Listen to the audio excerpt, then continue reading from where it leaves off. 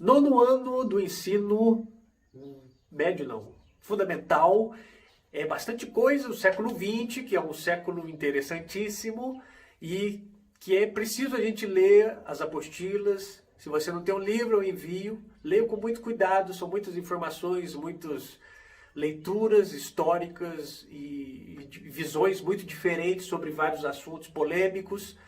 E a gente começa no PET 1 sobre... eu esqueci. Vou olhar minha colinha aqui e vamos começar de novo este vídeo. Nono ano do ensino fundamental, o nosso PET 1, fazendo essa revisão, essa breve revisão dos 7 PETs trabalhados ao longo deste ano de 2020. O PET 1 traz a República, a proclamação da República Brasileira, em novembro de 1889, com a promessa de modernização do país, de melhorias no campo político, no campo econômico e industrial. E o que a gente vê é uma série de problemas em relação à implantação dessa república, desse governo do povo no Brasil. Uma série de revoltas no campo, como por exemplo Canudos e a Guerra do Contestado. Uma série de problemas com as populações urbanas periféricas, populações mais pobres, como por exemplo nas greves do início do século XX em São Paulo, com a revolta da vacina no Rio de Janeiro, 1904, 1905, com a revolta da Chibata, que eram grupos de militares de menor patente na marinha, mas também isso poderia ser estendido ao exército, que sofriam maus tratos, em sua maioria eram mulatos, negros, ou seja, uma série de movimentos sociais da população mais pobre, da população historicamente mais excluída da história brasileira, e que reivindicava seus direitos a maior participação, mais dignidade, melhores condições na organização social brasileira. Então a nossa república ela traz essa promessa de modernidade, mas o que se encontra na realidade é uma série de problemas da própria formação histórica do Brasil, da concentração de terras, no poder, no grande poder de famílias proprietárias de terras. Não à toa, essa nossa república, ela passa inicialmente chamada República de Espada e depois a República dos Coronéis, a República destes grandes senhores de terras e essas grandes famílias proprietárias de terras. E assim se desenrola esse primeiro momento da nossa república, que já nasce com sérios problemas históricos, daí o nome República Velha. Ela já nasce como uma série de vícios e problemas muito antigos da nossa história. O nosso PET 2 fala sobre o contexto internacional, o mundo, durante o período dessa nossa primeira república, como estava o mundo, o processo da segunda revolução industrial e suas consequências, entre elas o chamado imperialismo, que era aquele domínio, aquela influência e ocupação das grandes potências industriais do mundo sobre outros territórios. Então havia os Estados Unidos da América, despontando como uma grande potência industrial e aumentando sua área de influência principalmente para a América Central e menor parte aqui na América do Sul. O Japão despontando como uma grande potência industrial lá no Extremo Oriente e aumentando suas áreas de influência para a China, a Manchúria, ao norte da China, a Península da Coreia e demais ilhas próximas ali do Mar da China e do Japão. E as grandes potências da Europa, a tradicionalíssima primeira potência industrial, a Inglaterra e seus grandes domínios, a França, e entrava nessa corrida a Bélgica, a Itália e a Alemanha. Principalmente a Alemanha, a partir de 1870, quando a Alemanha se unifica e se torna um grande Estado nacional, muito militarizado, a Alemanha vai causar um grande desequilíbrio nesse jogo, até então jogados mais por Inglaterra e França, e a Alemanha vai ter um impacto muito grande, desequilibrando esse jogo de forças. E este imperialismo, que na Conferência de Berlim de 1884 e 85, ele ganha áreas oficiais de ocupação, ou seja, essas potências deixam muito claro qual é o objetivo delas de ocupação e exploração de matéria-prima para suas indústrias. Elas estão passando por um processo muito intenso de industrialização. A consequência a longo prazo vai ser guerra. A Primeira Guerra Mundial, ela pode ser entendida como essa grande disputa entre potências industriais, porque não havia mais espaço e locais a serem dominados e explorados, e essas potências acabavam entrando em choque por esses novos territórios, mas também por disputas nacionalistas, as ideias nacionalistas, o nacionalismo, a ideia do grande patriotismo e amor à terra, as grandes rivalidades históricas que empurravam povos contra povos, guerras que haviam acontecido, genocídios, matança, ocupação de território, tudo aquilo aflora muito no século XIX, no final do século XIX, e aí essas potências altamente armadas no início do século XX acabam entrando em grave conflito, que é a Primeira Guerra Mundial. Além disso, dessa questão do capitalismo, há a Revolução Russa de 1917, que traz pela primeira vez na história um país de economia socialista e política comunista, a Revolução Russa, que nós estudamos também, vejo nos vídeos anteriores do canal, e a crise de 1929, que é uma grave crise do mundo capitalista, cuja solução foi colocar mais regulação no mercado. O Estado passa a regular mais as relações econômicas. PET 3. O PET 3, a gente retorna à história brasileira com a era Vargas, a era do presidente Getúlio Vargas, o governo Getúlio Vargas, de 1930 a 1945. Este período é marcado pela centralização política nas mãos do Estado brasileiro. A partir de 1937 é uma ditadura, mas antes de 1937 já tinha traços de autoritarismo, e o cenário internacional é um cenário de período entre as duas guerras mundiais e de confrontos entre dois polos políticos e econômicos. De um lado, mais à esquerda, com a Revolução Socialista na Rússia, em 1917, socialista economicamente, comunista na política. Então você tinha grupos de esquerda, não é, no Brasil, principalmente simbolizados, né, na ANL, a Aliança Nacional Libertadora, e a direita, o fascismo que surge na Itália com Benito Mussolini e na Alemanha com Adolf Hitler, que se desenvolve nesses países. Em outros lugares, o salazarismo em Portugal, o franquismo na Espanha, que nós também vimos em vídeos anteriores. E aqui no Brasil, esse grupo mais à direita eram os integralistas, principalmente os chamados integralistas. Então Getúlio Vargas ficava no meio do caminho entre a esquerda e a direita. Ele, Getúlio, tinha certas simpatias com o fascismo italiano, com a figura da ditadura de Benito Mussolini na Itália, principalmente quanto à questão dos sindicatos de trabalhadores, que ele vai se aproximar desses sindicatos, mas também usar essa aproximação com os trabalhadores. Ele vai conceder importantes direitos a esses trabalhadores, mas também usar esses trabalhadores para se manter no poder, para manter sua ditadura. O Brasil tinha boas parcerias econômicas, tanto com países mais à direita, como o caso da Alemanha, até 1937, 38, e com os Estados Unidos da América. Só que, à medida que a Segunda Guerra Mundial, em 1939, ela se inicia, ela vai ficando mais séria e mais grave, e colocando novos países nessas disputas, né? Com a entrada dos Estados Unidos da América na guerra, no final de 1941, início de 1942, o Brasil acaba tendo que escolher, no caso Getúlio Vargas, acaba tendo que tomar partido de um lado, não era mais possível ficar jogando de um lado e do outro, e o Brasil acaba entrando nessa área de influência dos Estados Unidos da América. O Brasil luta, envia para a Europa a Força Expedicionária Brasileira, cerca de 25 mil soldados, e ao final da Segunda Guerra Mundial, com a vitória dos aliados, o Brasil integrando estes aliados, o Brasil entra definitivamente na esfera de influência dos Estados Unidos. e também o governo Getúlio Vargas chega ao fim, uma ditadura que lutava contra outras ditaduras, em nome da democracia e da liberdade. E o PET 4 e o PET 5 falam dos dois períodos seguintes da história brasileira.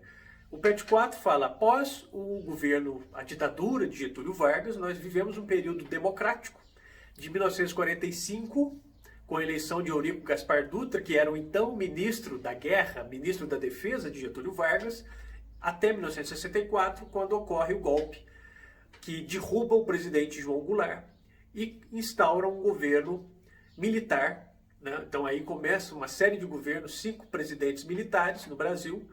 Esse período de 45 a 64, nós vamos ter uma tensão, principalmente entre os dois grandes vencedores da Segunda Guerra Mundial, os dois grandes polos de poder político, militar e econômico do mundo, que eram os Estados Unidos da América e a União das Repúblicas Socialistas Soviéticas, a União Soviética.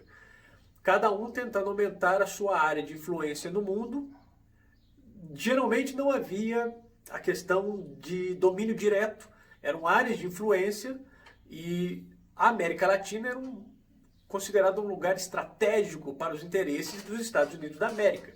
A América Central, durante muito tempo, foi considerado o quintal dos Estados Unidos e, por extensão, nós aqui na América do Sul. Então, os Estados Unidos vão sempre ter uma preocupação muito grande em manter a sua influência aqui no nosso continente, na nossa área continental. Por outro lado, havia obviamente que uma preocupação e um olhar da União Soviética para vários movimentos que ocorriam na América Latina, sobretudo aquilo que se passa em Cuba, com a Revolução Socialista em Cuba, Fidel Castro, Che Guevara. Ali se derruba o governo de Fulgêncio Batista e se cria um Estado socialista, o primeiro da América Latina, e isso causou uma tensão muito grande se outros países podiam tomar um rumo parecido ao de Cuba. E no caso do Brasil, vários movimentos internos vão causar este atrito com poderes tradicionais e mais ligados a esse grande capitalismo internacional representado pelos Estados Unidos da América, né? Então, a gente entende esse período de 45 a 64 como um momento de uma série de tensões internas no Brasil, mas que se manteve ainda a ordem de eleições, a ordem democrática. Quando chega no governo de Jânio Quadros e depois João Goulart, há um aumento dos conflitos internacionais, das tensões internacionais entre Estados Unidos e União Soviética. Pesquisas sobre 1962, o conflito na Baía dos Porcos, em Cuba, quase que ocorre ali uma guerra nuclear. Por pouco não ocorreu uma coisa mais grave. Então havia uma tensão muito grande nesse início da década de 60 sobre como essas duas grandes potências iam lidar com o aumento de poder uma com a outra, né? E nós no Brasil, assim como nossos vizinhos, vamos ver a derrubada de um presidente legalmente eleito, no caso nosso João Goulart, e a instauração de um governo militar em 1964. 31 de março, 1º de abril, há um golpe militar, uma derrubada de um governo legalmente eleito e a instauração de um governo militar, de governos militares. A eleição deixa de ser direta, há uma série de atos institucionais, decretos, que diminuem as liberdades democráticas e aumentam o poder policial de órgãos do Estado. Órgãos como o SNI, né, o Serviço Nacional de Inteligência, como o DOI-CODE e o DOPS, Departamento de Ordem Política e Social. Ou seja, havia uma preocupação desse governo militar em manter uma ordem, em manter o país sob aquela ordem dentro do mundo capitalista e da influência dos Estados Unidos, afastando possíveis perigos do socialismo soviético, possíveis influências da União Soviética aqui no território brasileiro. A maior parte desses militares, inclusive os presidentes militares, se conduziam pela doutrina da segurança nacional, né? Então havia essa preocupação em salvar o território brasileiro, em impedir essas influências, né, principalmente da União Soviética e do socialismo no território brasileiro. Havia um projeto nacional desenvolvimentista, ou seja, o Estado brasileiro é quem seria o grande motor de desenvolvimento do país, e aí grandes obras, por exemplo, a usina hidrelétrica de Itaipu, rodovias da Transamazônica, a questão nuclear, a construção da usina nuclear de Angra dos Reis, uma série de outras grandes obras. Havia um projeto de um Brasil grandioso. Houve um progresso econômico e industrial, mas não houve uma distribuição de renda satisfatória ao longo dos governos militares, além das questões mesmo de liberdade civil, e sobretudo em alguns médios, mas sobretudo em grandes centros, em grandes cidades, que você tem a ação policialesca, a censura, a perseguição de determinados grupos de professores, de artistas, de quem se opunha ao regime, né? Então nós temos registros de tortura em departamentos de polícia e etc., controle de jornais, controle de peças teatrais, novelas, rádios. Então é um momento, né, desses 21 anos em que sempre havia o discurso da devolução à ordem normal da democracia, mas essa devolução ela vai sendo prorrogada desde 1964, pelos 5 presidentes militares, até 1985, quando há a chamada direta já e a redemocratização do país, e finalmente o país volta a uma ordem democrática a partir de 1988, com a aprovação dessa Constituição que até hoje é válida, a chamada Constituição Cidadã, certo? Outra questão importante desses PETs é trabalhar com a população indígena e população de periferia durante o período de ditadura. É nesse período que as grandes favelas se desenvolvem, podemos dizer assim, ou seja, como eu falei anteriormente, houve um progresso chamado milagre econômico, um progresso industrial, as escolas técnicas, escolas polivalentes, quase toda cidade de 20, 30 mil habitantes tem uma escola que se chama polivalente, então é onde há o ensino técnico, que essa era a grande preocupação do governo militar, criar um ensino técnico para formar engenheiros e aquilo que iria levar o país ao progresso. Mas não havia essa distribuição, o mecanismo satisfatório de distribuição de renda, além de que as grandes periferias e bolsões de cidades grandes eram e continuaram a ser abandonados, e aí crescem as favelas, os subúrbios, as periferias, sem planejamento e sem os cuidados devidos do Estado, né? E aí o PET 6, o PET 5, perdão, chama atenção para essa questão. No PET 6 nós temos as ditaduras da América Latina, muito parecidas em vários pontos com o que ocorre no Brasil, ocorre no Uruguai, no Paraguai, no Chile, na Argentina, no Peru.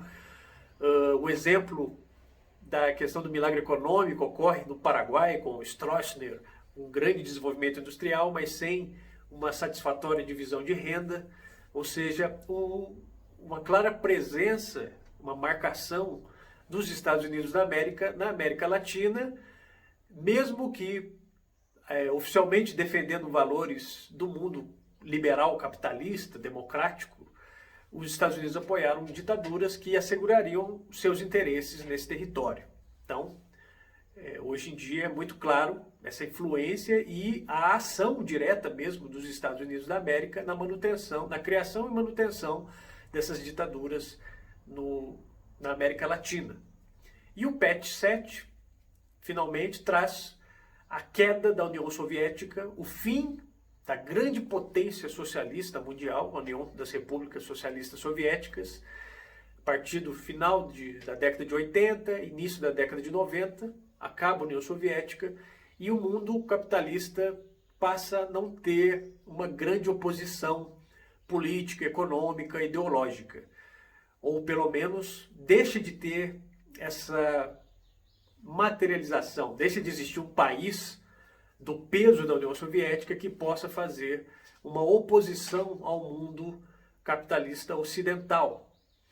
E aí, o mundo capitalista ocidental entende os Estados Unidos da América, seus aliados, a Europa Ocidental, Inglaterra, França, Alemanha, Itália e o Japão.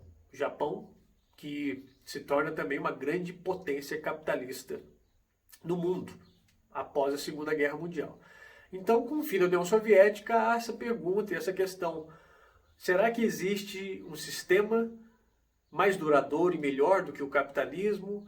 O que pode ser aprimorado do capitalismo? Quem defende uma reforma do sistema capitalista acredita que é um bom sistema e que pode ser melhorado. Quem é muito crítico, radical ao capitalismo, diz que o sonho do socialismo ainda é presente, ainda é válido, que vale a pena lutar pelos ideais do socialismo. E aí, quando eu digo ideais, você tem várias linhas também, que desde o socialismo ideal de um mundo onde há justiça social, distribuição de renda, igualdade, até aqueles mais radicais que acham que o sistema socialista não pode ser implantado sem bater de frente com confrontos diretos à propriedade particular, ao poderio das grandes empresas, das grandes corporações, do grande poder econômico. De todo modo, o que nós temos no mundo hoje são uma série de movimentos, mas todos esses movimentos, de alguma maneira, são absorvidos pelo universo do capitalismo. Movimentos por mais liberdade ou por mais igualdade, movimentos de identidades chamados identitários, como, por exemplo, o movimento LGBTQI, movimento negro, movimento das periferias das grandes cidades, que exigem mais direitos, respeito a direitos básicos, a direitos humanos, que são direitos que surgem lá no final da Segunda Guerra Mundial, inspirados sobretudo pelos crimes cometidos na Alemanha nazista, nos campos de concentração. Então os direitos humanos são algo maior, não apenas quando alguém diz é para defender bandido, mas é para garantir que todos tenham um tratamento digno, inclusive inocentes que estão sendo julgados pela justiça não passem, né, por torturas, maus tratos e etc. Então, toda essa questão do mundo de hoje tem a ver com como conseguir o progresso econômico, como conseguir o desenvolvimento e que isso seja algo para, se não todos, mas que consiga alcançar a grande maioria, ou que dê oportunidades para a grande maioria das pessoas acessar esses serviços, esses direitos.